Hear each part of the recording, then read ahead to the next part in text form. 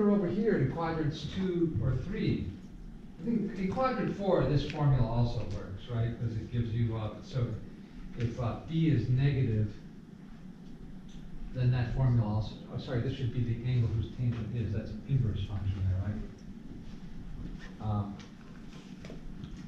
So it also works down here in quadrant 4. But in quadrants 2 and 3, that's not the, so the range, so note,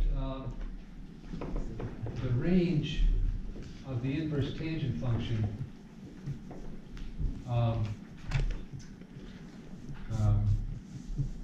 is the interval from negative pi over 2 to pi over 2. Not inclusive because tangent is not defined, right? It's got a vertical asymptote here, right? But you could be over here and you'd have, you know, a negative, right? So if a is negative, then you're in either quadrants 2 or 3, which sort of corresponds to this oscillation of the tangent function. And so what does your book say? Well, your book says that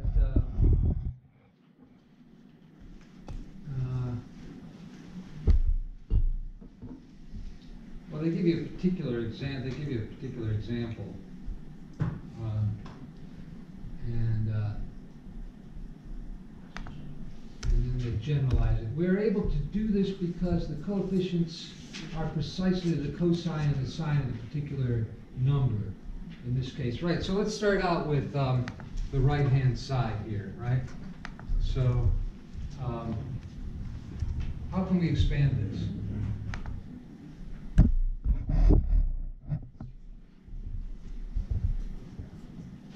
Sine of the sum. What can we do with that?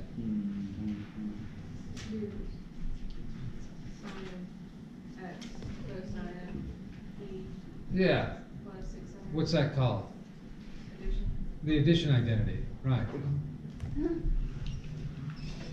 Has everybody memorized the addition identity? Not for sine and cosine? How do you memorize things? It's still a mystery. Repeat over and over again? How about index cards?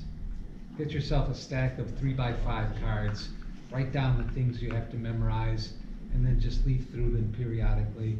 And sometimes you put the thing on the front that's supposed to remind you of what you're supposed to know, and then you write the thing that you're supposed to know on the back, and you say, do I remember that? Well, I'm going to look at the back. Oh, no, I didn't remember that. Yeah, you know, there's various memorization techniques. You know, when I was in graduate school back in the 40s, I had reel-to-reel tapes. All right, they were cassette tapes, but they're still real, little tiny reels in there. People don't have cassette tapes anymore, huh? I still have some. You got cassette tapes? Okay, good. But yeah, it used to be you have like a cassette player in your car, maybe, right? Oh, yeah. So I would be driving to New York and you know, a long trip or something, and I had this recordings of myself reciting theorems I was supposed to memorize. You just listen to yourself repeat, or maybe have somebody with a better voice than mine. Sort of recite these things. But maybe it's in your own voice, it's even better. And then you learn it that way. And you can just hear it in your head, like what it is you're supposed to remember.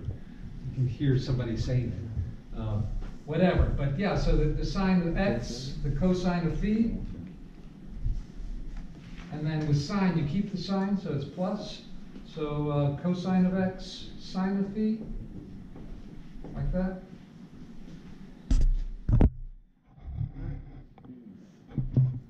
Okay, so this has got to be still equal to that, right? So we repeat the left side over here. So this is sine x, b cosine x is equal to that. So now I'm going to rewrite this as k sine phi times sine x plus, this is cosine phi, sorry. Yeah. Plus k sine phi times cosine. That's correct, right? Just regrouping this way.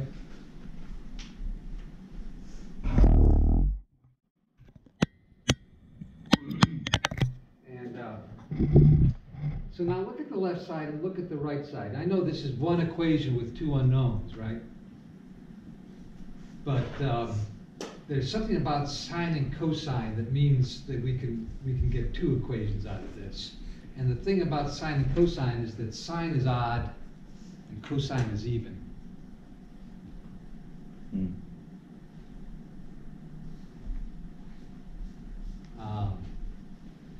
So there's like yin and yang or something. There's a completely different kinds of functions, right? So that means that the only way for the left side to be equal to the right side is if the cosine of sine on the left side, sorry, the coefficient of sine on the left side is the same as the coefficient of sine on the right side. So what this is called is equating coefficients. So I'm going to equate coefficients of sine and sine x and cosine x. Not with each other, but across the equation, right? So the coefficient of sine x on the left is a, and so that's a times sine x here, and here, what is it? It's got to be k cosine phi, right? And b is got to be k sine phi, right? Coefficient of cosine x on the left side must be the same as the coefficient of cosine x on the right side. So from one equation, we actually get two equations, and that's good because we have two unknowns. Three unknowns? Yeah, we don't know what A and B are. We don't know what K is.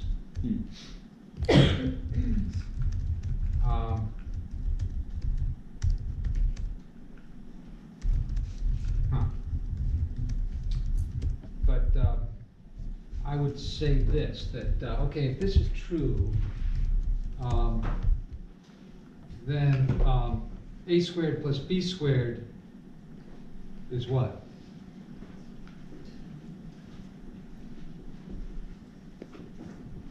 So that's going to be k squared cosine squared phi plus k squared sine squared phi.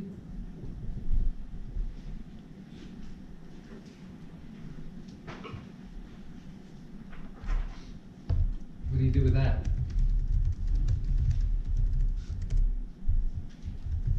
Do you feel your pedar tingling? Yeah, true.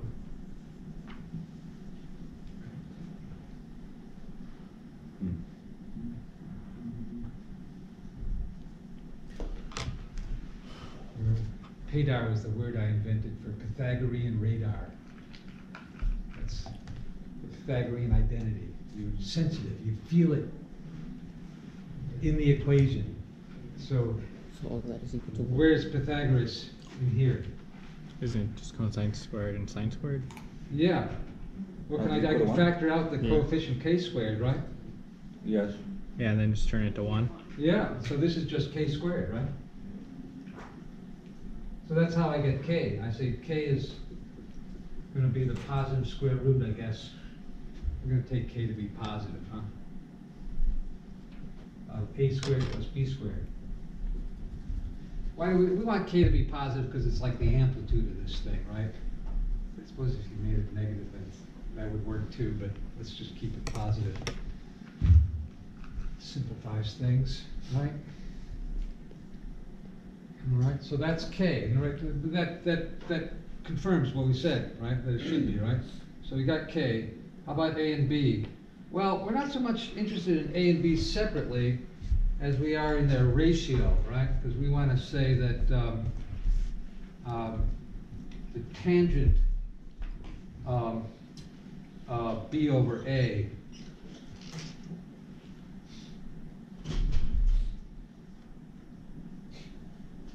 tells us what phi should be, right?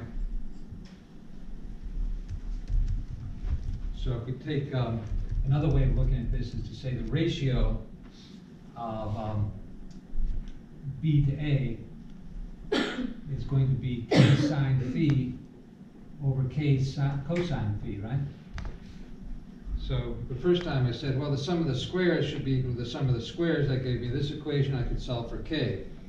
Now I can say, look, the ratio b to a, you could also get a to b, but then you'd have cotangent. I want tangent. So I take the ratio of b to a. The k's cancel out, right?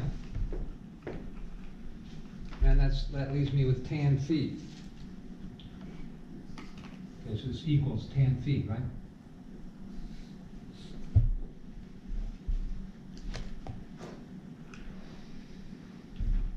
By the way, does that Greek letter phi confuse you? It could, because it looks like something else. Theta? Theta. Like zero, right, yeah.